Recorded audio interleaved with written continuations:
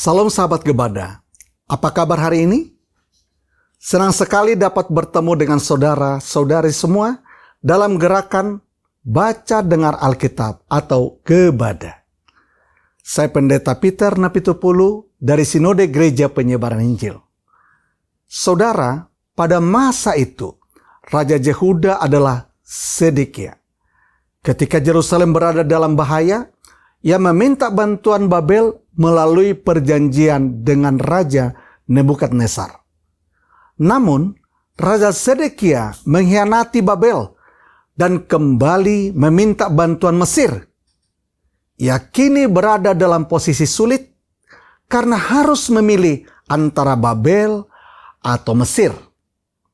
Sambil mengingat situasi tersebut, mari kita membaca teks hari ini yang diambil dari kitab Yeskiel pasal 17 sampai 19. Pasal 17 menjelaskan kepada Yeskiel apa yang akan terjadi pada Israel di masa depan melalui perumpamaan tentang Raja Wali dan pohon anggur. Seekor burung Raja Wali besar dengan sayapnya yang besar dan panjang serta penuh dengan bulu yang berwarna-warna melambangkan Raja Nebukadnezar dari Babel. Dan seekor burung Raja Wali besar lainnya dengan sayap yang besar dan bulu yang lebat melambangkan Raja Firaun dari Mesir. Cabang yang lembut melambangkan Raja Yoyakin, dan benih yang keluar dari cabang yang patah melambangkan Raja Zedekia. Meskipun Tuhan beberapa kali mengatakan melalui Yeremia agar Raja Sedekia melayani Raja Babel, Sedekia tidak mendengarkannya. Dikatakan bahwa pada akhirnya Yehuda akan dihancurkan oleh invasi Babel. Rakyatnya akan ditawan dan Sedekia juga akan mati. Saya harap kita dapat merenungkan kembali iman kita melalui refleksi dari keangkuhan Yehuda yang tidak bergantung pada Tuhan sampai akhir. Pasal 18 menunjukkan betapa kacaunya iman Yehuda kepada Tuhan. Rakyat Yehuda berpikir bahwa mereka ditawan dan menderita karena dosa nenek moyang mereka. Oleh karena itu, melalui Yeskiel, Tuhan mengoreksi pemikiran mereka yang salah.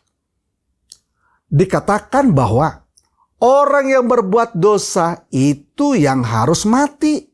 Anak tidak akan turut menanggung kesalahan ayahnya, dan ayah tidak akan turut menanggung kesalahan anaknya. Orang benar akan menerima berkat kebenarannya, dan kefasikan orang fasik akan tertanggung atasnya. Tuhan sangat berharap agar rakyat Yehuda dengan sendirinya bertobat dan meninggalkan segala dosanya. Pasal 19 adalah ratapan yang menyanyikan akhir yang malang dari raja-raja Yehuda. Di sini muncul perumpamaan tentang seekor induk singa dan singa muda. Induk singa seharusnya mengajari singa-singa muda firman dan janji Tuhan. Tetapi dia gagal melakukannya. Sehingga pada akhirnya singa-singa muda itu menolak kasih karunia Tuhan dan mendorong rakyat ke jalan yang jahat. Sehingga mereka tidak dapat menghindari penghakiman Tuhan. Sekarang, mari kita membaca dan mendengar bacaan kitab Yeskiel dari pasal 17 sampai 19 bersama Gebada.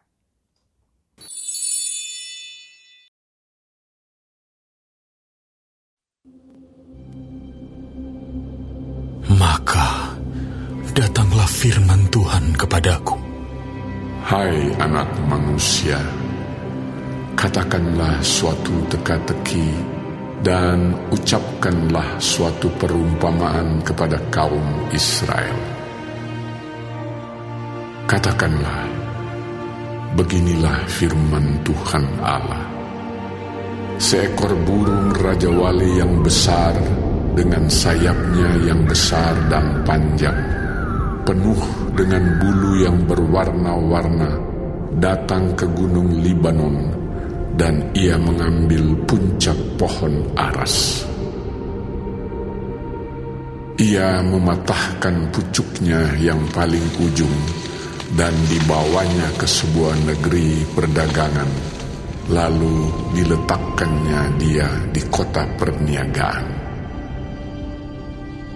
Ia mengambil sebuah dari taruk-taruk tanah itu dan menanamnya di ladang yang sudah sedia ditaburi.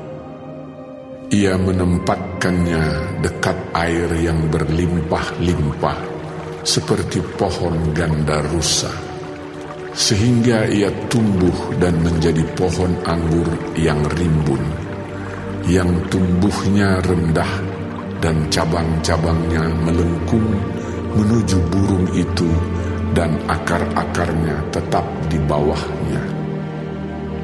Demikianlah ia menjadi pohon anggur dan mengeluarkan tunas-tunas dan memancarkan taruk-taruk. Dalam pada itu ada juga burung rajawali besar yang lain dengan sayapnya yang besar dan bulu yang lebat. Dan sungguh, pohon anggur ini mengarahkan akar-akarnya ke burung itu, dan cabang-cabangnya dijulurkannya kepadanya, supaya burung itu mengairi dia lebih baik dari bedeng di mana ia ditanam.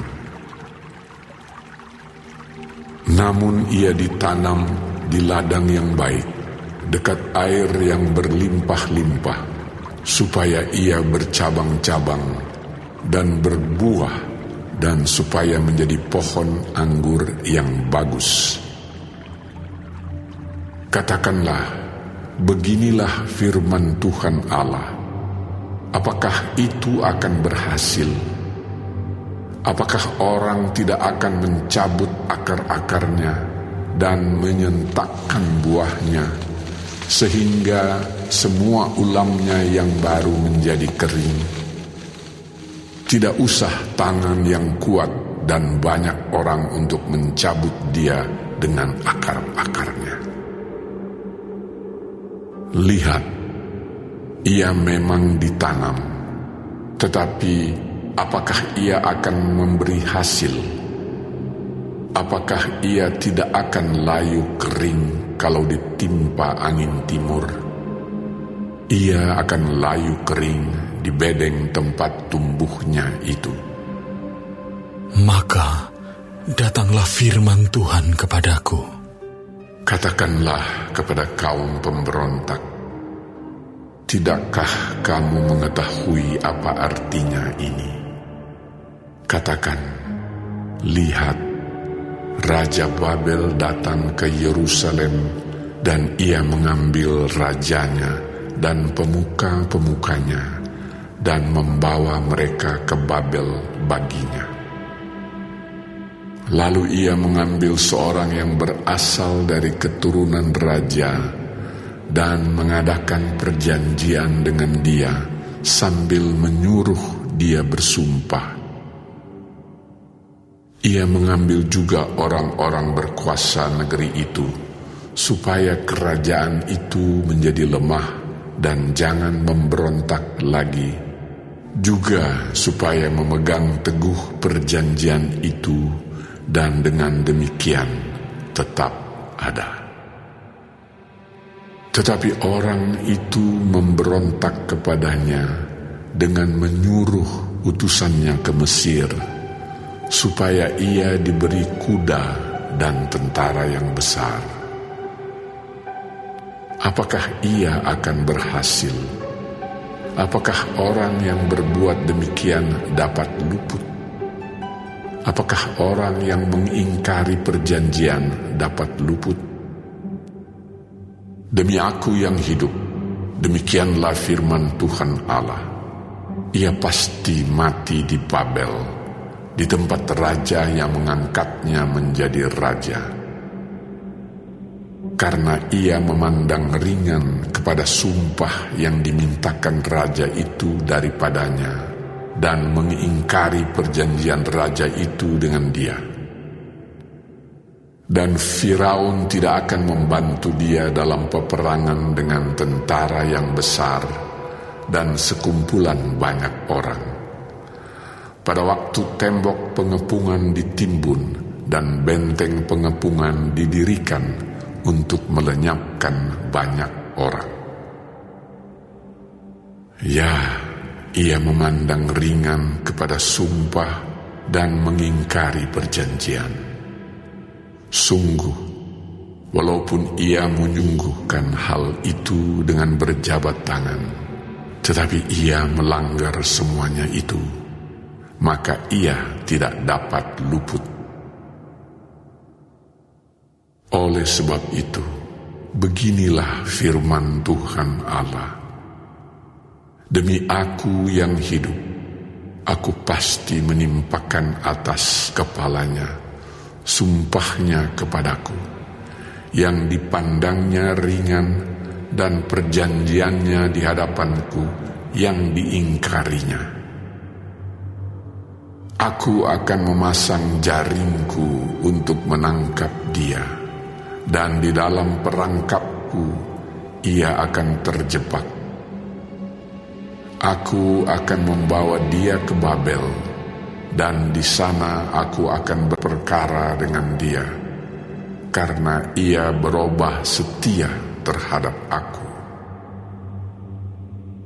Dan semua tentara pilihannya akan tewas dimakan pedang, dan yang terluput akan dihamburkan ke semua mata angin. Dan kamu akan mengetahui bahwa akulah Tuhan yang mengatakannya. Beginilah firman Tuhan Allah. Aku sendiri akan mengambil sebuah carang dari puncak pohon aras yang tinggi dan menanamnya. Aku mematahkannya dari pucuk yang paling ujung dan yang masih muda, dan aku sendiri akan menanamnya di atas sebuah gunung yang menjulang tinggi ke atas. Di atas gunung Israel yang tinggi akan kutanam dia, agar ia bercabang-cabang dan berbuah dan menjadi pohon aras yang hebat. Segala macam burung dan yang berbulu bersayap tinggal di bawahnya. Mereka bernaung di bawah cabang-cabangnya. Maka segala pohon di ladang akan mengetahui bahwa aku, Tuhan, merendahkan pohon yang tinggi dan meninggikan pohon yang rendah, membuat pohon yang tumbuh menjadi layu kering, dan membuat pohon yang layu kering bertaruh kembali. Aku, Tuhan, yang mengatakannya dan akan membuatnya.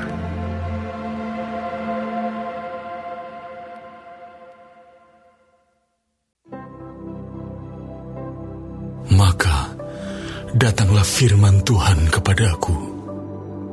Ada apa dengan kamu, sehingga kamu mengucapkan kata sindiran ini di tanah Israel? Ayah-ayah makan buah mentah, dan gigi anak-anaknya menjadi ngilu. Demi aku yang hidup, demikianlah firman Tuhan Allah, kamu tidak akan mengucapkan kata sindiran ini lagi di Israel.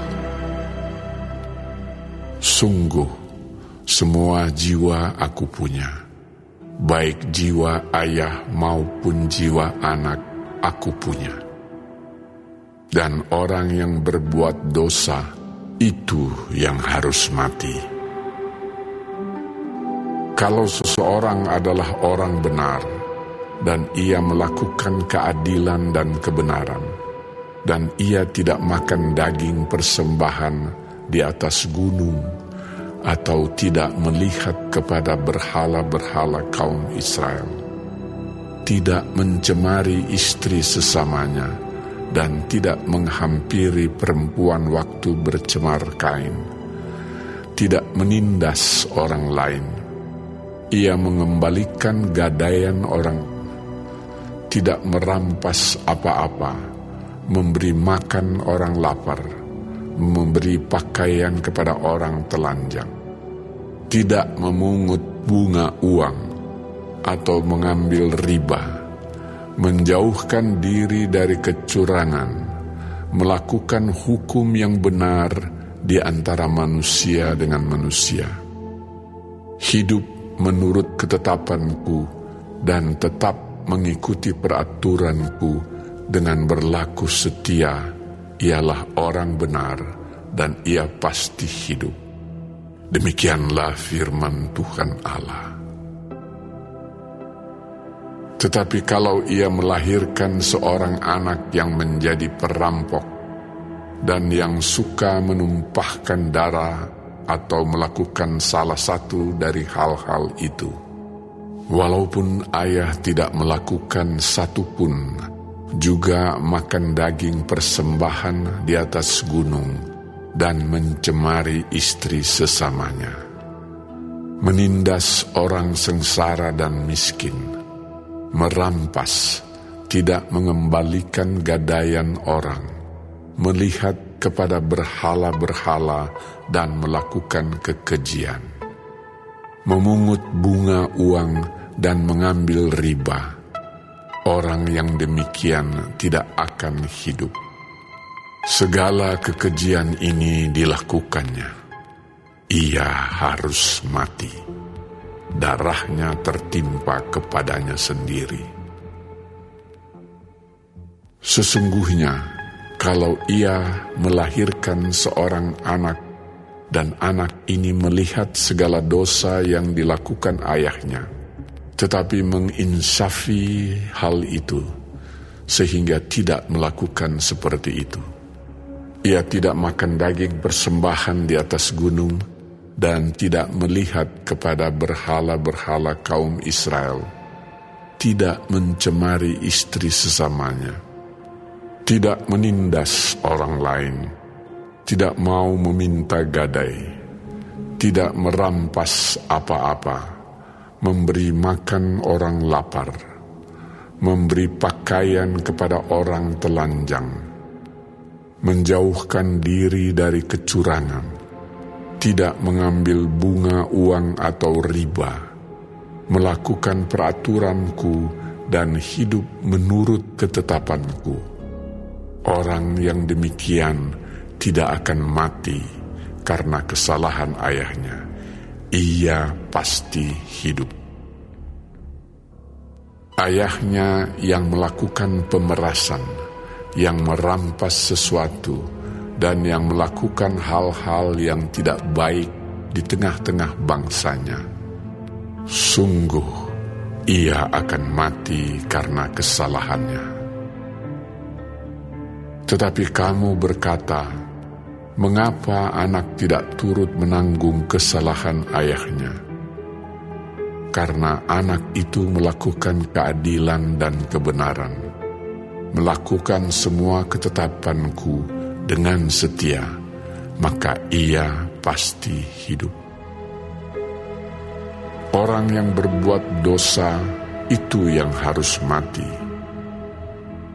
Anak tidak akan turut menanggung kesalahan ayahnya, dan ayah tidak akan turut menanggung kesalahan anaknya. Orang benar akan menerima berkat kebenarannya, dan kefasikan orang fasik akan tertanggung atasnya. Tetapi jikalau orang fasik bertobat dari segala dosa yang dilakukannya, dan berpegang pada segala ketetapanku, serta melakukan keadilan dan kebenaran, ia pasti hidup. Ia tidak akan mati. Segala durhaka yang dibuatnya tidak akan diingat-ingat lagi terhadap ia. ia akan hidup karena kebenaran yang dilakukannya. Apakah aku berkenan kepada kematian orang fasik? Demikianlah firman Tuhan Allah. Bukankah kepada pertobatannya supaya ia hidup? Jikalau orang benar berbalik dari kebenarannya dan melakukan kecurangan seperti segala kekejian yang dilakukan oleh orang fasik, apakah ia akan hidup? Segala kebenaran yang dilakukannya tidak akan diingat-ingat lagi. Ia harus mati karena ia berubah setia dan karena dosa yang dilakukannya. Tetapi kamu berkata, tindakan Tuhan tidak tepat. Dengarlah dulu, hai kaum Israel. Apakah tindakanku yang tidak tepat, ataukah tindakanmu yang tidak tepat? Kalau orang benar berbalik dari kebenarannya dan melakukan kecurangan sehingga ia mati, ia harus mati karena kecurangan yang dilakukannya. Sebaliknya, kalau orang fasik bertobat dari kefasikan yang dilakukannya dan ia melakukan keadilan dan kebenaran, ia akan menyelamatkan nyawanya. Ia insaf dan bertobat dari segala durhaka yang dibuatnya. Ia pasti hidup. Ia tidak akan mati.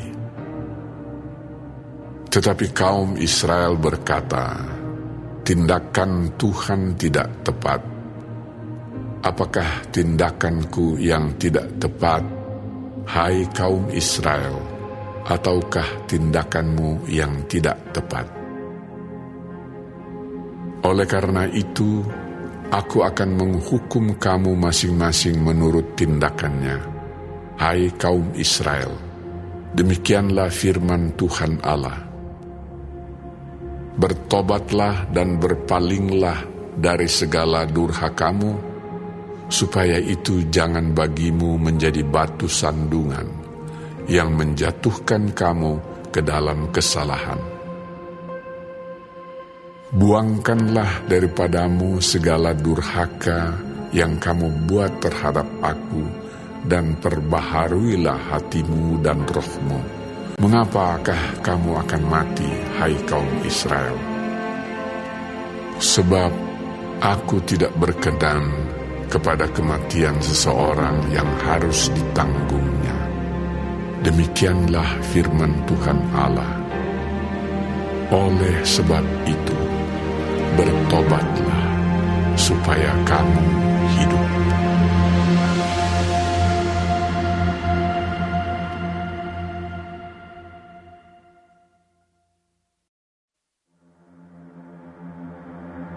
Hai, ucapkanlah suatu ratapan mengenai Raja Israel, dan katakanlah begini: betapa ibumu menjadi seekor singa betina di antara singa-singa.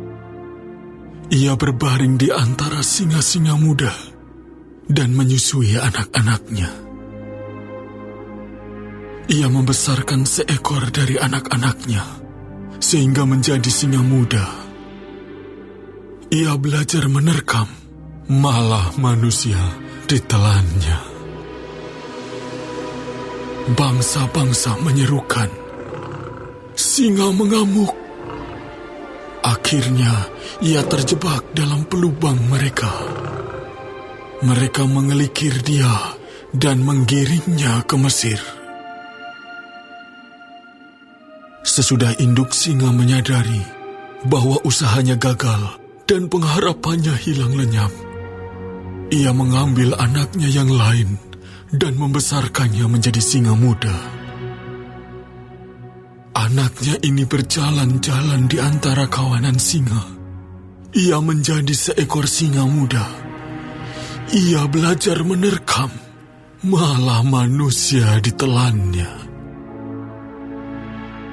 Ia merusak puri-puri mereka dan menumpas kota-kotanya.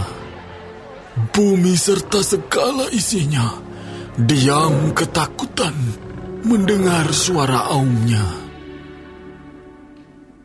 Maka bangsa-bangsa bangkit melawan dia dari daerah-daerah sekelilingnya.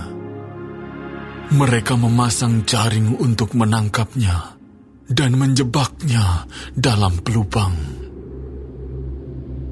Ia dikurung dalam kandang sambil dikelikir, dibawa ke hadapan Raja Babel dan dimasukkan dalam penjara, supaya suaranya jangan kedengaran lagi di atas gunung-gunung Israel.